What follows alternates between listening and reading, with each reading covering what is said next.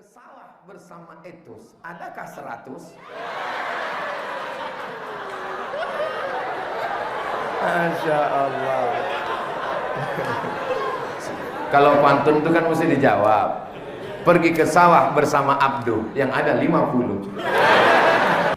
Pergi ke sawah bersama etus, adakah 100?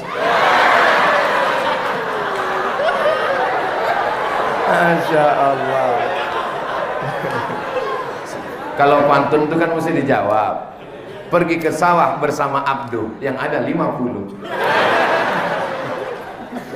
Pergi ke sawah bersama Rima, yang ada 25. Jadi gini Pak Ustadz, apa hukumnya menolak seruan perintah orang tua yang menyuruh kita nikah muda?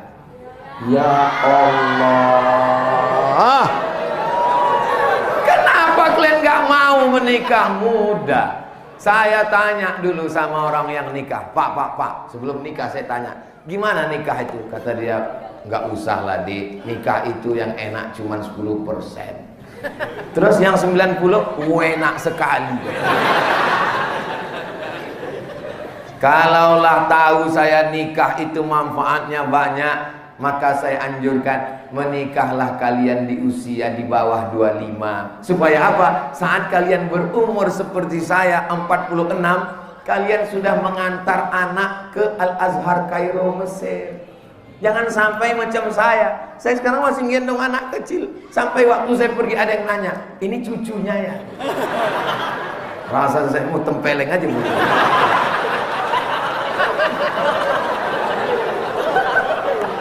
Jadi kalau ada kalian yang punya kesempatan mau apalagi orang tua, saya nikah lama itu karena menjaga ibu saya. Susah kita untuk menyatukan selera antara kita dengan ibu kita. Tapi kalau ibu kalian memaksa, kau mesti ikut pilihan saya, ini pilihan saya. Bagus, satu pilihan dia, satu pilihan kamu.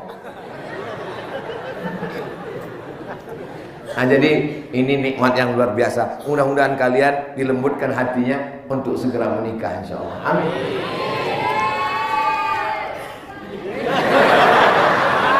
Man tazawwaja, siapa yang menikah, faqad istakmala nisfal iman, dia sudah menyempurnakan setengah iman. Setakwa-takwanya laki-laki, kalau dia belum menikah, imannya baru 50%. Setelah dia menikah, menjadi 100%.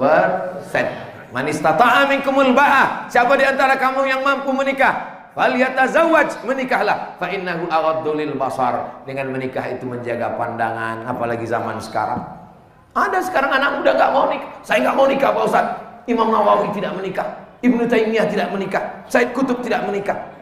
Mereka dulu tidak menikah karena di zaman mereka perempuan itu tidak kelihatan apa-apa, yang kelihatan cuma matanya. Zaman sekarang perempuan matanya tertutup, yang lain terbuka.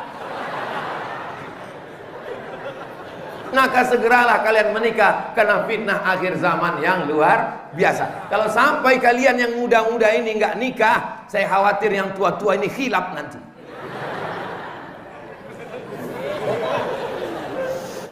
Apa buku rekomendasi tentang sholat lengkap Ustadz? 99 tanya jawab sholat Ustadz Abdul Somad. Lengkap semua mazhab. Kain kapan yang sudah dibeli dicuci dulu atau disimpan untuk persiapan? Orang yang mencuci kain kapan, dia khawatir kain kapan ini kena najis, pabrik tak jelas. Maka dalam kaedah da'ma yaribuka ila ma la yaribuka, tinggalkan semua yang meragukanmu kepada yang tak meragukan. Saya kalau pulang bawa baju baru, semua baju baru saya itu dicuci ustazah. Baju orang pun dicucinya juga. Saya heran kenapa dicuci, ragu entah dari mana pabriknya. Maka baju-baju baru sebelum hari raya dicucinya dulu.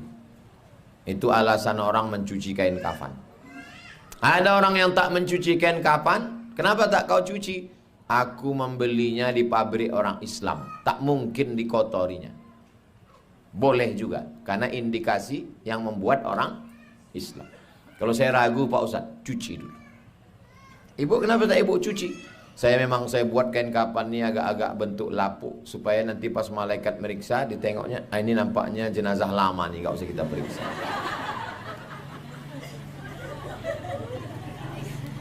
Mana pula bisa diakal-akali malaikat? Kalau malaikat maut bisa diakali, orang yang operasi plastik tak mati-mati dah. Pas mau dicabutnya, bayi ini kata dia. Bayi. Rupanya muka bayi, tangan berkerut. Apakah ketika kita main sosial media, kita melihat postingan yang kurang baik dan kita abaikan, apakah kita mendapat, apakah dosa skip? Apakah perlu kita menunjukkan penolakan?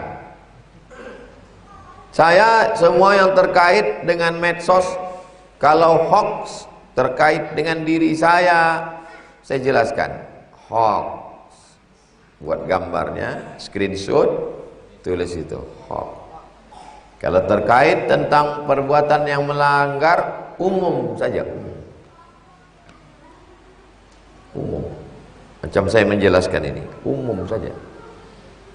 Karena kalau satu postingan orang saya screenshot lalu saya naikkan ke laman web, itu mengiklankan gratis untuk dia.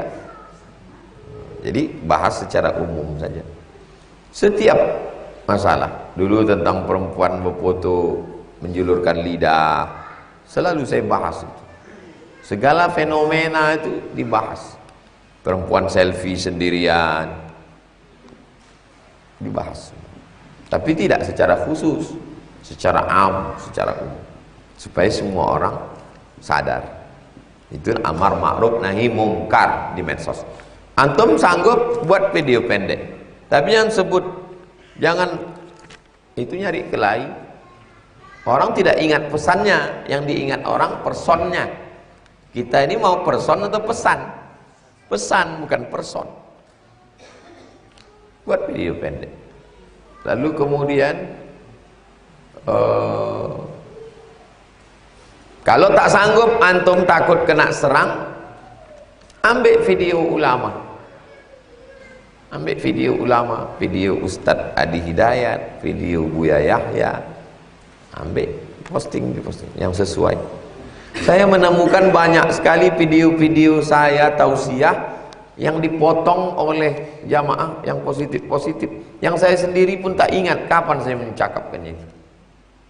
Jadi pas saya tonton, bagus sekali. Artinya dia mendengarkan itu dari awal sampai akhir. Didengarkannya dari awal, di menit berapa dia memotong itu. Itu kan dia mendengarkannya serius. Dengarkannya, habis itu dipotong ya menit segini. Saya tengok apanya, potong. Dia bisa menemukan itu kan artinya dia nonton dari awal sampai akhir. Keseriusan dia. Jadi antum kalau sanggup terkait dengan segala hal, masalah jilbab, masalah rokok, masalah LGBT, masalah pergaulan, apa hukumnya mengunjungi tempat candi atau peribadatan orang lain? Sebagian ulama mengharamkan, sebagian memakruhkan. Yang mengharamkan itu karena dikhawatirkan rusak akidahnya, karena di sana ada tempat penyembahan berhala. Di sana Allah dihinakan, di sana Allah disyirikkan, di sana Allah diduakan, ditigakan. Mestinya kita melihat kemungkaran ini, mencegah. Man ra'a minkum mungkaran falyughayyirhu biyadihi, fa illam yastati fa bilisanihi, fa illam yastati fa biqalbi. Ini marah bersenang-senang, ketawa-ketawa di tempat Allah dihinakan. Padahal ini perbuatan yang paling mungkar di antara yang mungkar. Mana yang lebih mungkar? Syirik atau minum khamar? Syirik lebih mungkar. Karena syirik terkait dengan tauhid la ilaha illallah. Nah, jadi jangan bawa anak kita ke tempat kemusyrikan, ke tempat kesyirikan, ke tempat Allah diduakan, di tempat Allah dihinakan. Begitu kata para ulama. Saya belum pernah membawa anak murid, anak kandung jamaah ke tempat Allah dihinakan. Karena saya selalu berceramah, mereka menghinakan Allah, mereka mengolok-olok Allah. Loh, kok malah kita membawa jalan-jalan ke tempat Allah dihinakan. Assalamualaikum WRWB warahmatullahi wabarakatuh. Semoga Allah SWT subhanahu wa ta'ala. Mohon izin Ustadz, di masjid kami setelah sholat ada program baca Quran dengan artinya dan pembacaan hadis serta imam berdoa. Sementara saya belum selesai zikir. Dia zikir 1000 kali. La ilaha illallah, la ilaha illallah, la ilaha illallah, la ilaha illallah. Lalu Ustadz membacakan ayat. Ya ayyuha, hai orang-orang allazina yang amanu, beriman. Jamaah masih ada yang berzikir. Ustadz sudah mulai ngaji, baca ayat dengan terjemah. Apakah saya berhenti zikir untuk mendengarkan bacaan Quran dan hadis tersebut, atau saya terus saja zikir? Zikir itu dua, menyebut di mulut, mengingat di hati. Kalau menyebut di mulut berhenti, hati kan enggak. Jadi ikut. Zikir bisa kapan, pagi, petang, siang, malam, di jalan, di WC aja bisa berzikir, tapi mulut enggak nyebut, dalam hati. Maka ngaji ini boleh jadi terlewatkan. Maka hatimu tetap berzikir, dengarkan pengajian Ustadz membacakan ayat. Hatimu tetap berzikir Allah, Allah, Allah, Allah, Allah, Allah, Allah, Allah, Allah, di dalam hati, di dalam qalbu. Mulut mungkin berhenti, nanti habis pengajian silakan astagfirullahaladzim. Jangan marah. Ini karena Ustadz ngajar, karena mengejar waktu pagi takut ada yang ketinggalan, dia marah. Mendengar ada ngajar, la ilaha illallah. Akhirnya kelahi di masjid. Jamaah di masjid, masyarakat 100, yang ke masjid 10, yang 5 ini kelahi. Masalah zikir, masalah sayyidina, masalah khutbah, masalah.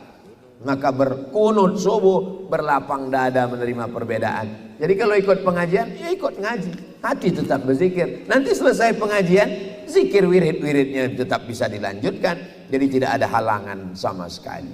Majelis ilmu juga majelis zikir, karena majelis ilmu kita majelis mengingat Allah subhanahu wa ta'ala. Ayat Quran, hadis Nabi, tidak ada lagha, tidak ada sia-sia di dalamnya. Seperti apa hakikat orang yang melalaikan sholat yang disebutkan dalam surat Al-Ma'un? Fawailul lil, celakalah orang yang sholat. 1, celaka karena melalaikan sholat, tak sholat.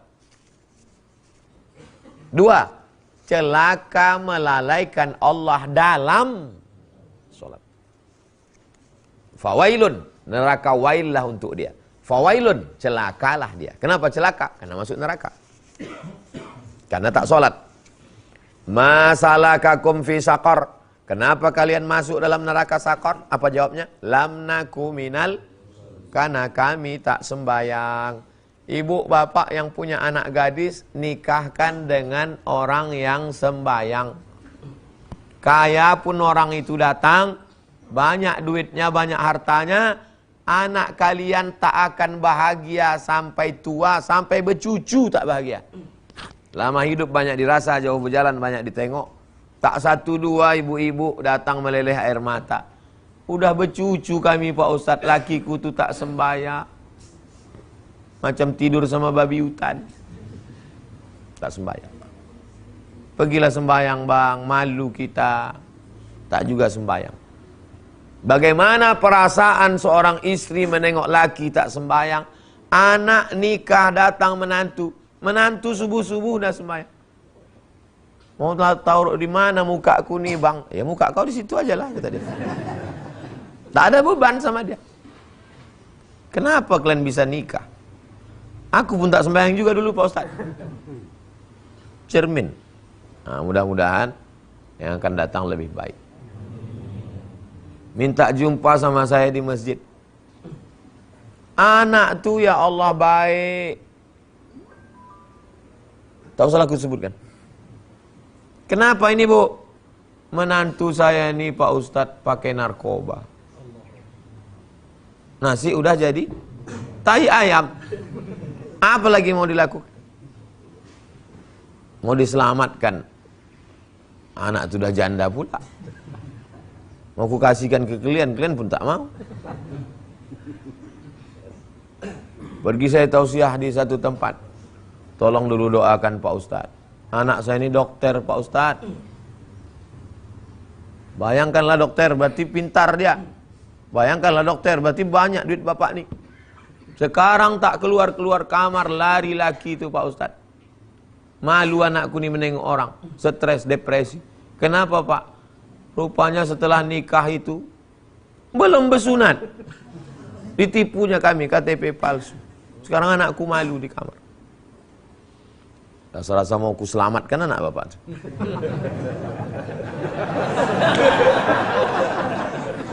Saya manas-manasi kalian aja. Cuman saya khawatir yang mau dipanaskan anak muda, bapak-bapak ini pula yang panas.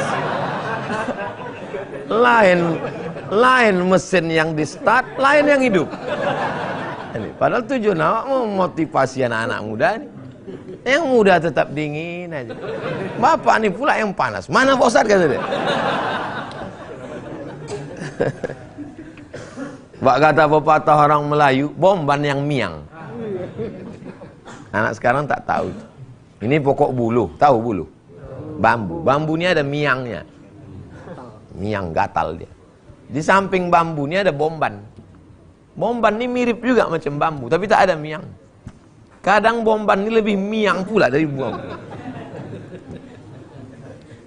Bagaimana cara memilih sekolah pesantren agar terhindar dari paham Wahabi? Tanya ke Ustaz Al-Nok. Ustaz, saya mau masukkan anak saya ke Al-Munawwarah. Al-Munawwarah Buya Busra. Dari mana Buya Busra itu? Dari Darussalam, murid dari Syekh Aidarus. Syekh Aidarus murid dari Syekh Abdul Ghani Al-Kampari, anak Ahlus Sunnah wal Jamaah. Saya memasukkan ke Darul Hikmah. Dari mana Darul Hikmah? Dari Hikmah itu adalah dari An-Najah Jakarta. Darul Rahman juga Kiai Syukron Mahmud, Ahlus Sunnah wal Jamaah. Saya memasukkan anak saya Posat kemana? Tengok dulu sekolahnya Ahlus Sunnah wal Jamaah atau tidak. Saya tak penting Posat, yang penting anak saya hafal Quran, yang penting bahasa Arabnya hebat. Ada jamaah model begitu, dimasukkannya anaknya karena hanya ingin mengambil Quran. Saya tak penting mau apapun, yang penting anak saya hafal Quran, yang penting bisa bahasa Arab. Dimasukkannya anak situ. Habis itu saya tarik lagi anak saya Pak Ustaz. Kenapa Bapak tarik? Waktu libur pulang ke rumah, kata anak saya tuh, Pak Ustaz, NU sesat, Muhammadiyah sesat, Perti sesat, Tabligh sesat, Al-Wasliyah sesat, Abdul Somad sesat. Parah ini. Untuk apa anak saya tuh hafal Quran, bisa bahasa Arab, tapi semua ulama ormas sesat. Buya Hamka berarti sesat karena Muhammadiyah. Ustadz Somad sesat, guru saya disesatkannya. Saya pun sesat, bini saya pun sesat. Untuk apa anak saya bisa bahasa Arab, hafal Quran kalau menyesat-nyesatkan sesama Ahlus Sunnah wal Jamaah? Waspadalah. Masukkan anak ke sekolah yang Ahlus Sunnah wal Jamaah asli original, bukan mengklaim-klaim Ahlus Sunnah. Ini jadi tren sekarang sunnah. Sampai laundry pun laundry sunnah. Berarti kalau laundry sunnah, laundry awak bid'ah. Warung sunnah, berarti pisang gorengnya sunnah. Pisang goreng awak bid'ah. Ini apa ini? Ada apa ini? Nah, jadi hati-hati tentang memasukkan anak ini. Tanya Ustaz Al-Nok. Ustaz Al-Nok punya daftar mana yang Ahlus Sunnah, mana yang Ahlul Dhalalah. Mudah-mudahan selamat Pekanbaru Riau ini dalam Ahlus Sunnah wal Jamaah, insyaallah. Tolong berikan dalil bahwa membaca surat Waqiah mendatangkan rezeki. Man qara'a suratal Waqiah. Siapa yang membaca surat Waqiah dipelihara Allah minal faqah. Faqah artinya miskin papa. Membaca surat Al-Waqiah dipelihara dari miskin papa, susah melarat. Salat duha habis itu baca surat Al-Waqiah. Hadisnya dhaif. Hadis dhaif. Boleh diamalkan 5 syarat. Bukan dalam masalah akidah, bukan dalam masalah dalil halal haram. Tidak ada periwayatnya yang kadzab pendusta, dan dia masih bernaung di bawah hadis sahih. Dan untuk fadail a'mal, motivasi beramal. Logikanya, kalau dia sholat duha berarti dia bangun pagi. Kalau dia sholat duha, berarti dia suci, percaya sama Tuhan. Kalau dia baca surat Al-Waqiah, bangkit semangatnya. Karena Waqiah cerita tentang hari kiamat. Idza waqa'atil waqi'ah, laisa li waqa'atiha kadhibah, khafidatur rafi'ah. Bicara tentang hidup, bicara tentang mati, bicara tentang kiamat, bangkit semangatnya bahwa aku akan mati, dunia akan hancur. Maka dia akan menanam kelapa sawit, menggarap kebun, bisnis. Logis, masuk akal. Jadi kalau ada orang mengatakan nggak masuk akal nih, maksa baca surat Al-Waqiah orang bisa jadi kaya raya. Bukan habis baca Waqiah tidur, habis baca Al-Waqiah dia berusaha. Cara terbaik untuk ibu bapak mendidik anak-anak di zaman sekarang yang penuh dengan cabaran, memilih guru yang baik. Guru yang pertama adalah ibunya. Tapi kami ini bukan dalam proses memilih lagi, Ustaz. Kami dah dapat, jagalah yang ada tu. Jaga dia baik-baik. Lepas itu dia didik anak dengan baik. Dia bacakan salawat, dia bacakan sembahyang, dia ajak sembahyang. Lepas itu kita bagi contoh. Anak-anak ni tak boleh kita suruh saja. Baca Quran, baru sembahyang. Dia baca Quran. Ayah tak sembahyang. Ayah dah tua dah. Jadi dia nak tengok contoh. Dia nak tengok macam mana kita sembahyang, macam mana baca ayat, macam mana ambil sembahyang.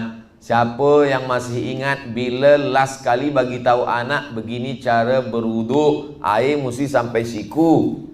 Macam mana masukkan jari ke lubang telinga, ini bagian dalam, ini yang di daun telinga. Macam mana celah-celahkan kelingking masuk ke kaki supaya ada basah. Macam mana bunyi ra, macam mana bunyi ha, macam mana qalqalah, macam mana idgham, macam mana dha, macam mana jim. Kita mengajar. Baru selepas tu kita bagikan ke guru mengaji. Saya tak pandai betul, ini guru mengaji, masukkan tadika Islamik dekat rumah atau di pondok tahfiz Quran. Selepas itu bila dia dah besar, nak masuk ke universiti, terbanglah sejauh mata memandang. Di hari petang dia akan pulang, dia dah tahu ke mana tempat dia. Bila kita dah didik dia, lepas tu kita lepas tanggungjawab di hadapan Allah. Mudah-mudahan semua anak-anak kita baik-baik, soleh-solehah. Kullukum ra'in, setiap kamu adalah pemimpin. Wa kullukum mas'ulun ar-ra'iyati, setiap ayah akan ditanya di hadapan Allah. Itu maka ayat untuk lelaki. Ya ayyuhalladzina amanu, hai lelaki, hai suami, qu anfusakum, jaga dirimu, wa ahlikum, istrimu, nara, dari api neraka. Jadi dari lelaki ini memang dia warisan 2 kali bagian perempuan. Bukan berarti Islam ini tak adil, tapi dia ada tanggung jawab. Lelaki yang membagi nafkah, lelaki yang membagi nasihat. 5 hak perempuan terhadap lelaki: makan, pakaian, tempat tinggal, pendidikan, perhatian. Wajib bagi lelaki. Maka karena berat ini banyak lelaki sekarang dia tak siap nak jadi lelaki. Bila ditanya, kamu ni lelaki apa perempuan? Sebenarnya saya ini perempuan tapi masuk dalam badan lelaki. Kita mesti lelaki. Ini memang sudah dipilihkan Allah Subhanahu wa ta'ala. Bagaimana menurut Ustadz fenomena zaman sekarang orang berlomba membuat masjid musola tapi kosong, tak ada solat berjamaah? Sudah disebutkan Nabi. Wa masajiduhum amirah, masjidnya banyak. Wa hiya kharabun minal huda, tapi tak ada hidayah di dalamnya. Masjid seperti museum dibangun. Alhamdulillah musola kita dengan masjid subuh Rabu, 2 musola, 2 masjid, jamaah ramai insyaallah. Maka silakan bangun masjid di kampung halaman, bangun masjid, ambil satu dari alumni UIN, pondok pesantren, angkat jadi imam, kasih gaji tetap, buatkan kurikulumnya. Tugas imam, mimpin sholat berjamaah, maghrib ke isya mengajar anak mengaji, sore Jumat wirid ibu-ibu, malam Jumat wirid bapak-bapak, dan buka sekolah. Nah, jadi ini tanah kosong, buatkan di situ TK Quran, SD Quran. Setiap masjid ada sekolahnya. Mudah-mudahan itu terwujud ke depan insyaallah. Studi bandingnya ke Masjid Al-Manar. Masjid Al-Manar itu yayasannya udah 30 tahun. Profesor Alaidin Koto. Nah, jadi ideal. Pergi nanti ke Masjid Al-Manar, tengok ada masjidnya, ada sekolahnya. Jadi banyak saya ketemu di beberapa masjid, itu adalah mahasiswa saya dulu. Sekarang sudah jadi imam, sudah istri, sudah punya anak. Nah, maka ke depan perlu pengurus berpikir, imamnya udah bagus, penghafal Quran, maka ada kualitas. Imam sholat berjamaah, pengajian anak-anak maghrib mengaji, dari maghrib ke isya, ibu-ibu sore Jumat, bapak-bapak malam Jumat, ada kajian fikih akidah, dan ada sekolahnya. Ada pesantren besar, satu. Tapi ada setiap masjid punya sekolah. Mana yang lebih baik? Satu pesantren besar atau setiap masjid punya sekolah? Setiap masjid punya sekolah. Kata Syekh Muwaffaq, waktu beliau datang, beliau mursyid Syaziliyah, kalau antum ingat, sekitar 10 berapa tahun yang lalu. Kata dia, waktu saya jumpai di hotel Jalan Sudirman, saya punya guru namanya Syekh Badruddin Al-Hasan.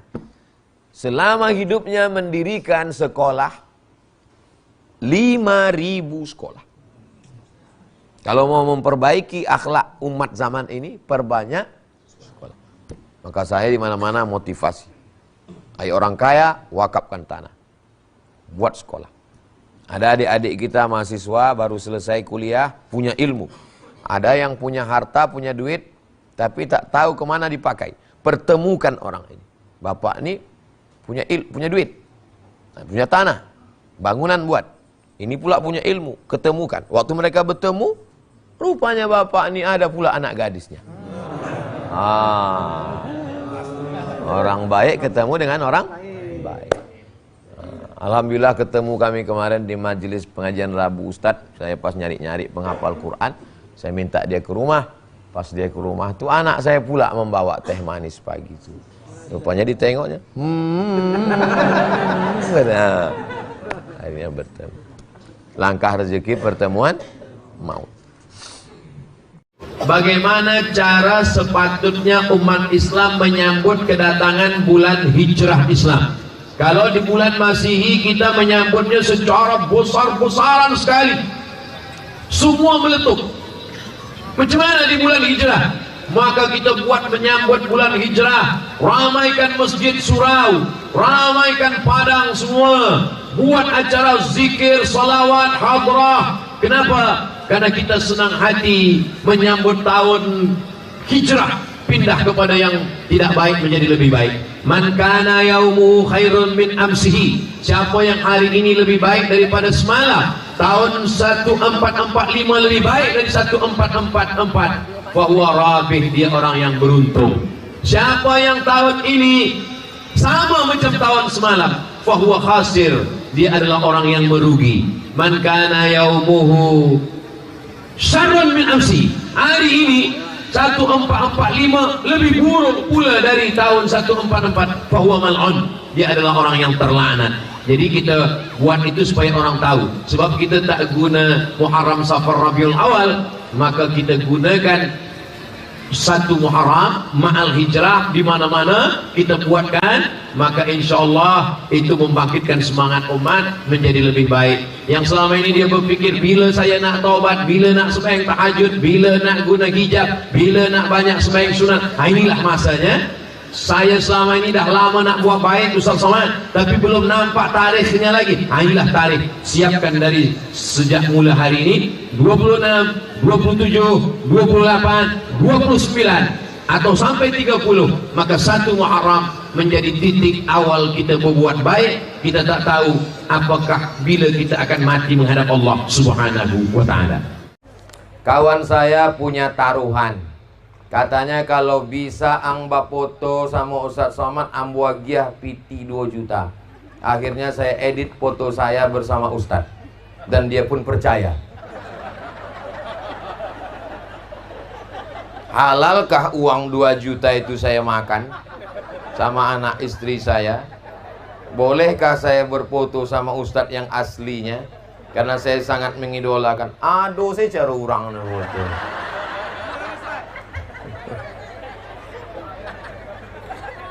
Beko ambil. Nah, beko diwe.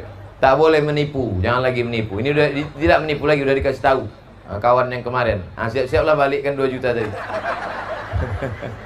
Man ghasyana falaysa minna. Siapa yang menipu bukan umat Nabi Muhammad sallallahu alaihi wasallam. Bagaimana hukum orang Islam ikut menonton konser pendukung LGBT?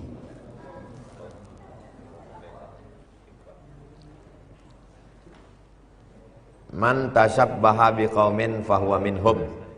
Siapa yang ikut-ikutan suatu kaum, maka dia bagian dari kaum itu. Orang yang mensupport LGBT, maka dia bagian dari kaum itu. Mendengar LGBT ini orang agak-agak keren. Grup pecinta lubang ciri. Jangan lagi sebut LGBT. Buat terus semua update pagi ini. Grup penyuka lubang tai.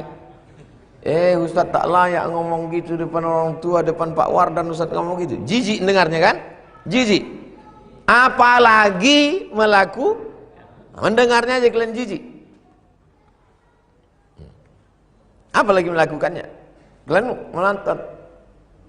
Wahai pemerintah, ulil amri, jangan kalian kasih izin. Kalian akan diminta tanggung jawab di hadapan Allah. Jabatan tak lama. Presiden Soekarno meninggal, Presiden Soeharto meninggal, Presiden B.J. Habibie meninggal, penguasa-penguasa meninggal, Kiai Haji Abdurrahman Wahid rahimahullah meninggal.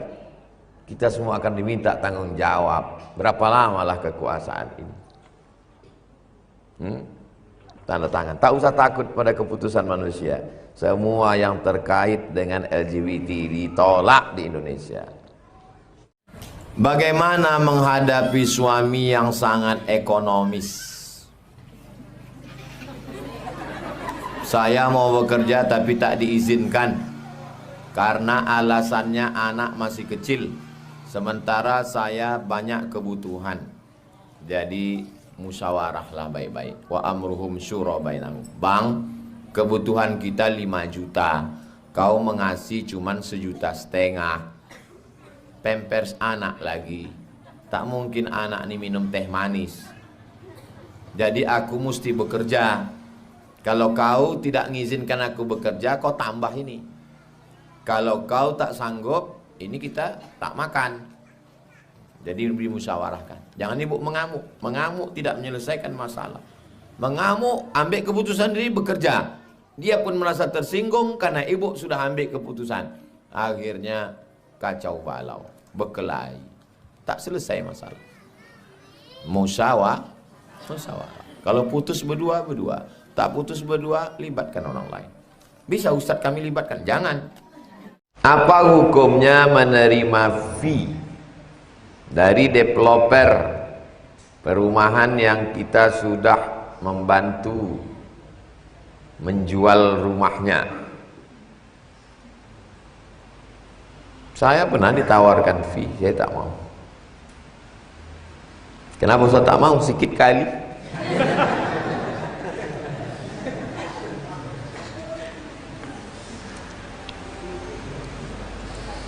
Hukum fee itu adalah hadiah selama tidak menghalalkan yang haram. Misalnya ada orang perumahan minta postingkan dia gambar saya berdiri di depan perumahan dia. Saya postingkan. Hukum asalnya halal. Kapan dia jadi haram? Ketika saya bilang, hanya satu hembusan nafas ke pusat kota. Nah, itu bohong. Dari Rimbo Panjang berapa kali hembus? Pusat kota. Nah, jadi jangan bohong. Jangan ada kadzib, jangan ada dusta di dalam. Banyak perumahan tidak banjir, tidak pernah banjir, padahal tiap-tiap hari Ustaz banjir. Gerimis pun banjir Ustaz. Itu bohong. Memang marketing ini orang bohongnya tidak tahu. Mungkin nanti di neraka itu paling banyak orang marketing. Padahal kalau dia jujur pun, jujurnya itu pun Masya Allah, jujur aja. Jadi kalau dia dapat fee, maka hukum fee itu halal selama tidak ada ghish, tipu, tidak ada gharar, gambling, judi, tidak ada zulm, aniaya. Tapi orang kan menampilkan gambar rumah, pas ditengok semua gambar menipu, gambar orang. Tengok rupanya filter, 3 kali filter. Nah itu. Jadi jangan bohong. Saya sudah 2 tahun ini jadi pemberi nafkah tulang punggung karena suami belum dapat kerja. Apakah saya termasuk tangan di atas? Of course. Ibu yang dapat warisan dari almarhum ayah, ibu yang bekerja tunggang langgang lintang pukang, mengasih makan anak sama laki, maka itu orang paling hebat sedekahnya. Karena anak tak tanggung jawab ibu dan laki pun tak tanggung jawab ibu. Bang, ini belanja makan kita anak bukan tanggung jawab. Ini karena aku orang yang rajin bersedekah. Abang, anak-anakku, kalau aku ini tak dermawan, dah mati kalian semua. Maka kalian patuh sama aku. Yang kalian macam-macam sama aku. Aku tahan subsidi ini, mati kalian nanti. Tapi karena ibu orangnya lembut, baik, tak kasar macam saya. Bang, ini duit aku. Kau kalau macam-macam mati kau bang.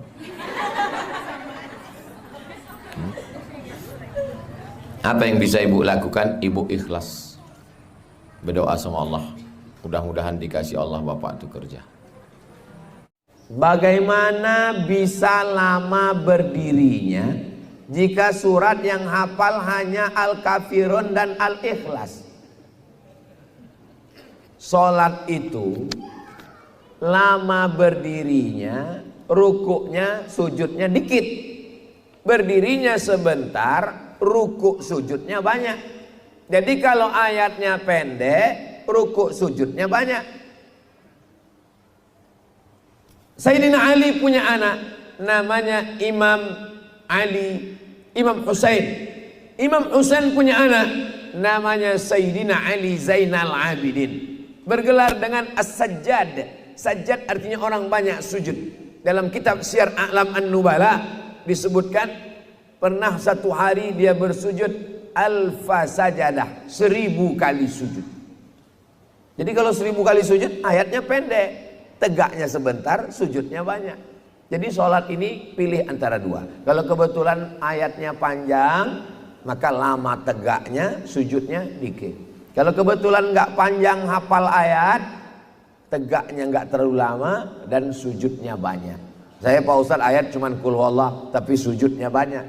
Ada sahabat Nabi, siapa namanya? Qatadah bin Nu'man.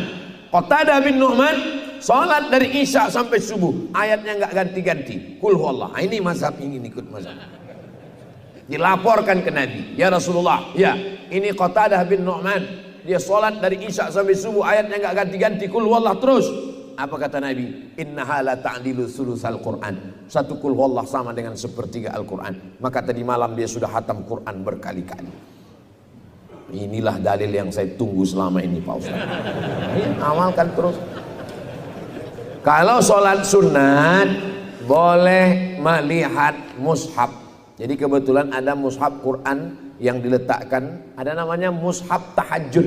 Beli sama tiangnya sekalian, tegakkan. Nah, sholat, baca satu halaman, baca.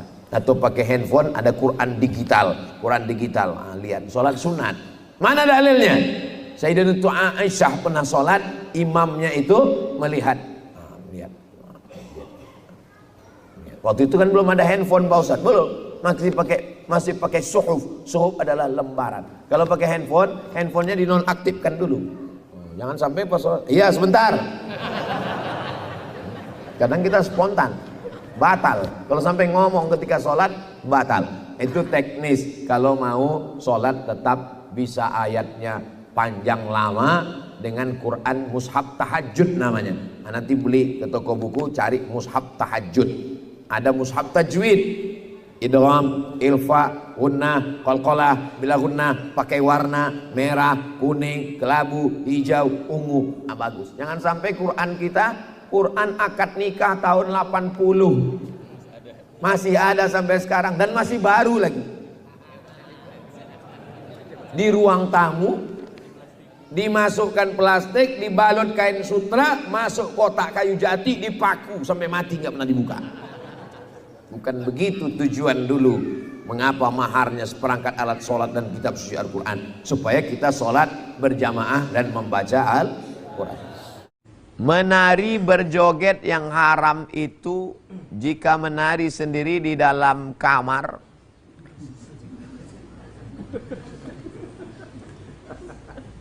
Nabi melihat orang Habasyah. Orang Habasyah itu orang Ethiopia, orang Afrika yang hitam-hitam. Menari perang di dalam Masjid Nabawi. Tarian perang. Pernah antum menengok tarian perang Afrika sambil membawa tombak? Tarian perang. Sayyidatuna Aisyah menilik dari balik telinga Nabi. Nabi menengok begini.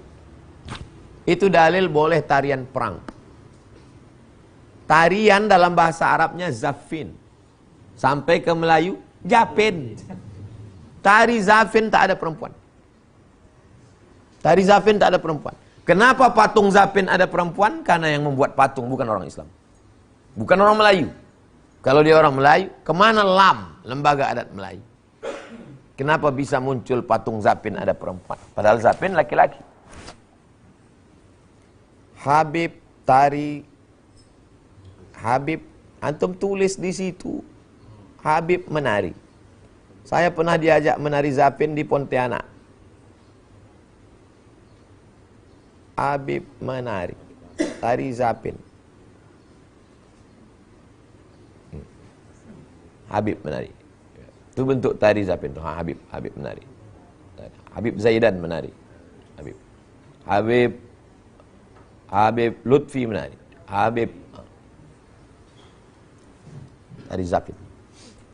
Adapun tarian-tarian yang menampilkan aurat, menampilkan membangkitkan syahwat, maka itu adalah perbuatan maksiat, haram. Tari persembahan selamat datang. Haram tari ini Pak Ustadz. Ditelepon orang dari Rokan Hulu. Ustadz kalau ceramah sampaikan haram tari ini Pak Ustadz. Saya tanya di mana letak haramnya? Karena nari ini sembah. Kita tak pakai sembah lagi. Ganti dengan tari selamat datang. Menunjukkan Riau punya budaya. Oh tetap juga haram Pak Ustadz. Karena yang menari itu anak-anak gadis mahasiswi. Suruh anak TK. Bawa tepak sirih menyambut di airport. Selamat datang dan seterusnya. Nah, kita punya budaya. Suruh anak itu pakai jilbab. Bagus itu suruh anak TK. Nengok anak TK itu pejabat-pejabat tuh lucunya gitu. Kalau ditengok anak gadis lupa dia sama bini dia.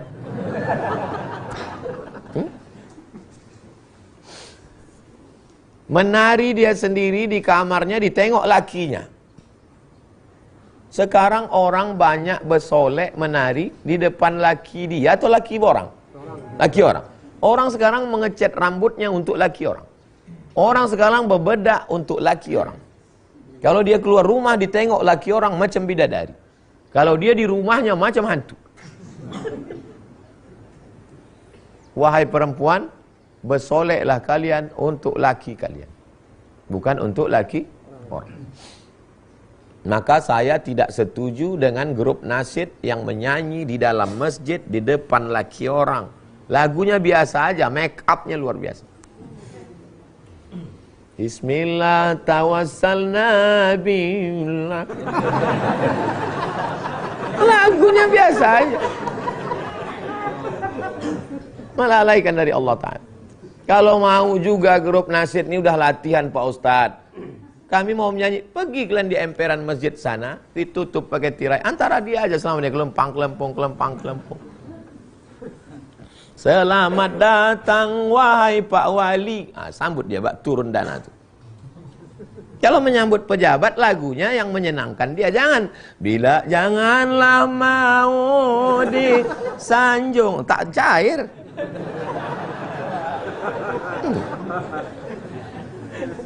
Ustadz, bagaimana derajat hadis di bawah ini? Haddatsana Al-Abbas bin Abdullah Al-Wasiti, haddatsana Abdullah bin Ghalib Al-Abbadani, an Abdullah bin Ziyad Al-Bahrani, an Ali bin Zaid, an Sa'id bin Al-Musayyib, an Abi Dzar, qala li Rasulullah sallallahu alaihi wasallam, ya Aba Dzar, li an taghduwa fata'allama ayatan min kitabillah khairun laka min an tusalliya mi'ata raka'ah wa li an taghduwa fata'allama baban minal ilmi umila bihi aw lam yu'mal khairun laka min an tusalliya alfa raka'ah. Hadis dhaif kata Imam Nawawi, ajma'al ulama ala jawazil amal bil hadis dhaif. Ijma' ulama boleh beramal dengan hadis dhaif. Syaratnya 5. 1. Tidak dalam masalah akidah. 2. Tidak dalam masalah halal haram. 3. Tidak ada periwayatnya kazab pendusta. 4. Masih bernaung di bawah hadis sahih atau ayat Quran dalil yang sahih. 5. Untuk fadail a'mal. Hadis ini fadail a'mal. Fadail amalnya apa? Menuntut ilmu. Ustaz, semoga selalu dalam lindungan Allah. Amin. Lihatlah, ditulis pakai tulis Arab. Masya Allah. Jadi manusia janganlah kasar, apalagi cari masalah. Wahai Ustaz Somad, selamat datang di Makassar. Kami mencintaimu karena Allah. Kalau Tuhan pergi ke Madinah, ini jawabannya. Jangan lupa singgah ke kota Makkah. Kita bersaudara karena Allah, akan bersama sampai ke jannah. Ini balas pantun apa nanya? Ustaz, kami ingin minta Ustaz membagikan ilmu tentang amalan agar Allah memberikan kemudahan dalam urusan jodoh.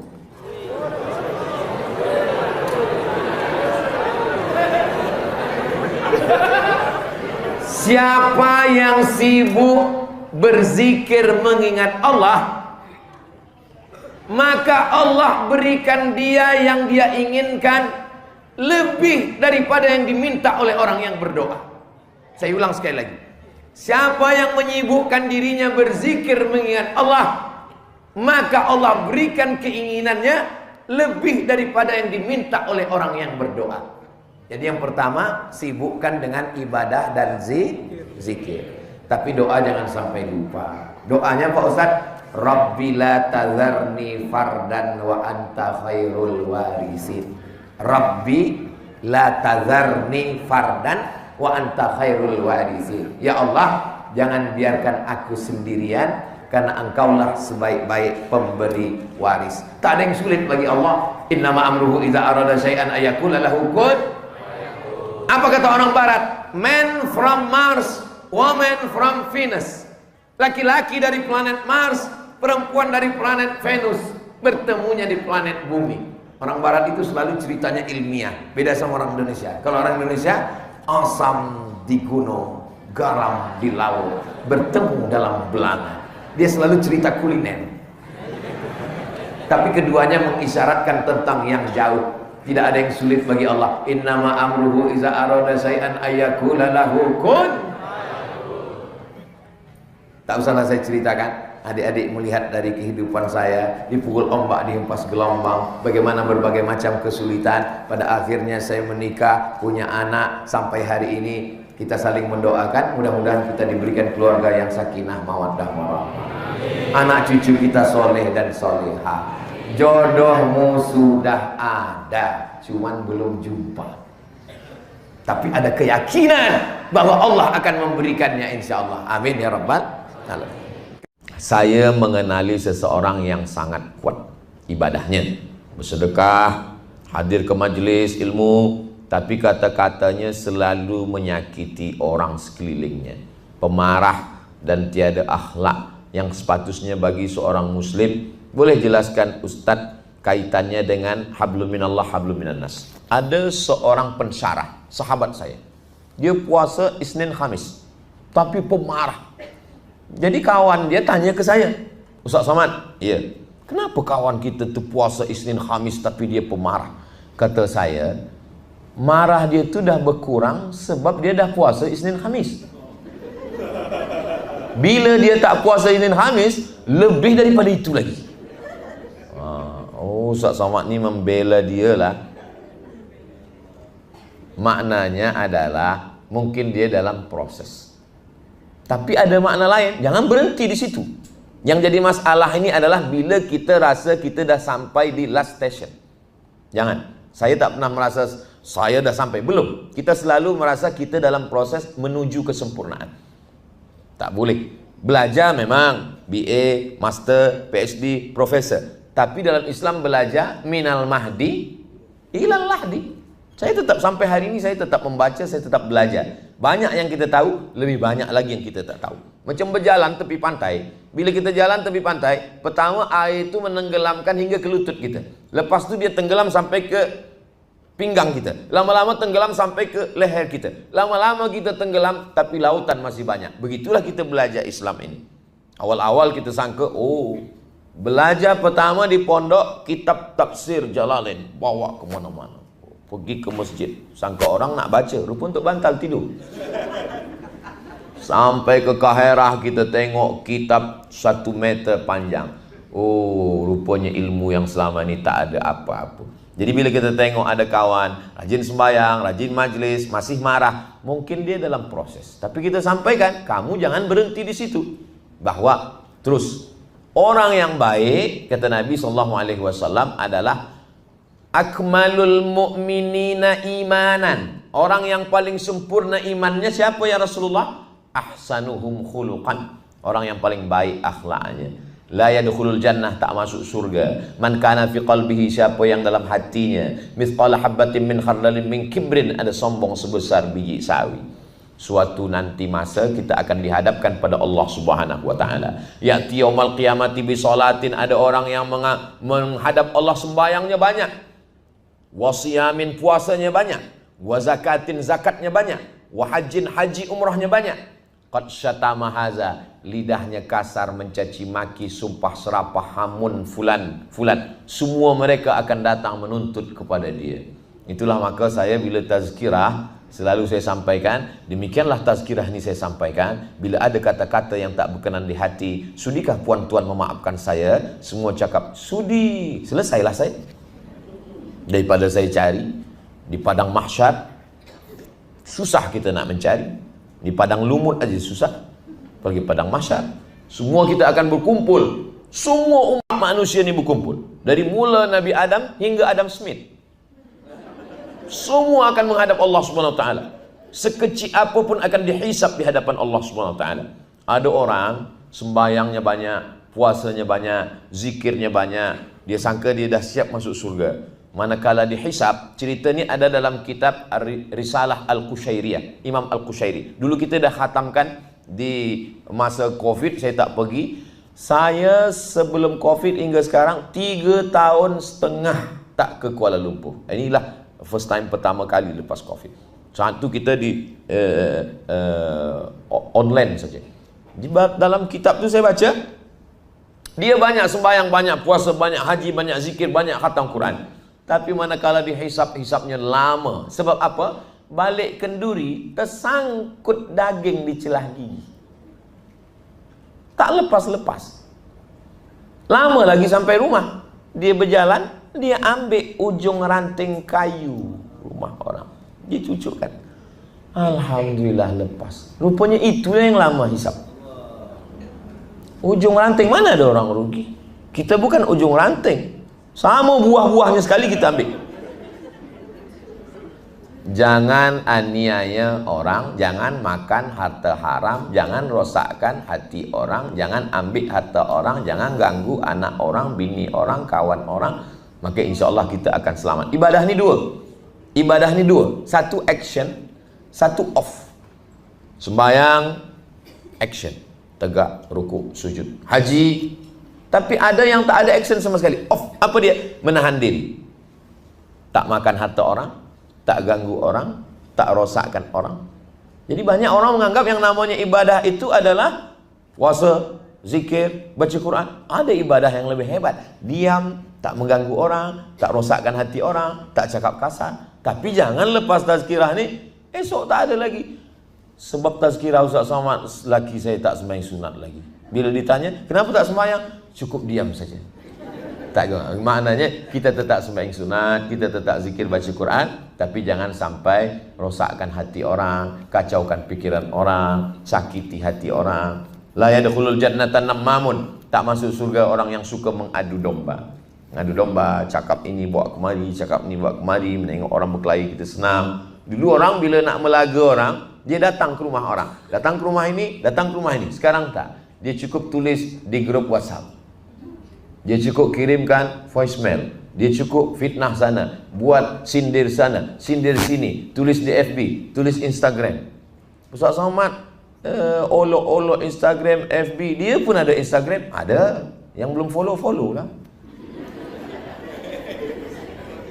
Hablum minallah mesti baik, hablum minan nas juga baik. Ada orang yang sembahyang pagi, petang, siang, malam, tapi tak mau tahu, tak tahu dengan jiran. Apa kata Nabi SAW? Laisa bil mu'min, dia bukan orang beriman. Siapa itu? Yabitu syab'anan, tidur kenyang, wajaruhu ila jambihi ja'i'un, jiran tak makan, dia tak mau tahu. Maka kita mendengar bagaimana dia, oh ini ada orang tak makan, ini ada kepedulian kita menengok orang lain. Saya pernah bercita-cita memasuki askar atau tentera. Askar bahasa Arab, askar. Sedangkan tentera bahasa gitu. Malangnya saya tak berpeluang dan terpilih. Adakah saya seorang penjawat awam tidak boleh dikategorikan sebagai mujahid? Mujahid maknanya badlul juhdi, memberikan semua yang ada pada diri dia untuk menghasilkan suatu kebaikan. Maka kalau dia gunakan tenaganya, matanya, telinganya, membuat sesuatu yang baik untuk umat, untuk bangsa, untuk keluarganya, untuk orang tuanya, maka itu dikira sebagai jihad menolong agama Allah Subhanahu wa taala. Kata Imam Fakhruddin Ar-Razi dalam kitab Mafatih Al-Ghaib, subulullahi katsiratun, sabilillah itu banyak. Dulu imam 4 mazhab, mazhab yang paling tua mazhab Hanafi, mazhab yang kedua mazhab Maliki, mazhab yang ketiga mazhab Syafi'i, mazhab yang keempat mazhab Hambali. Kata imam 4 mazhab, fisabilillah itu cuma hanya jihad fisabilillah, berperang, membeli kuda, membeli baju besi, membeli tombak, membeli pedang, itulah jihad fisabilillah. Tapi kata Imam Fakhruddin Ar-Razi, mazhabnya mazhab Syafi'i yang diambil oleh Fatwa Al-Azhar, Mufti Al-Azhar Syekh Atiyah Saqar dalam kitab Fatwa Al-Azhar, Fatwa Al-Azhar, bahwa semua jalan kebaikan masuk dalam fisabilillah. Andai ada masjid, ini kampung, dari kampung ke masjid ini ada sungai, orang kampung tak boleh datang sembahyang sebab tak ada titi, tak ada jembatan yang boleh menghubungkan mereka datang sampai ke masjid. Maka datang orang memberikan hartanya, maka orang kampung boleh datang ke masjid. Itu pun dikira juga sebagai jihad fisabilillah.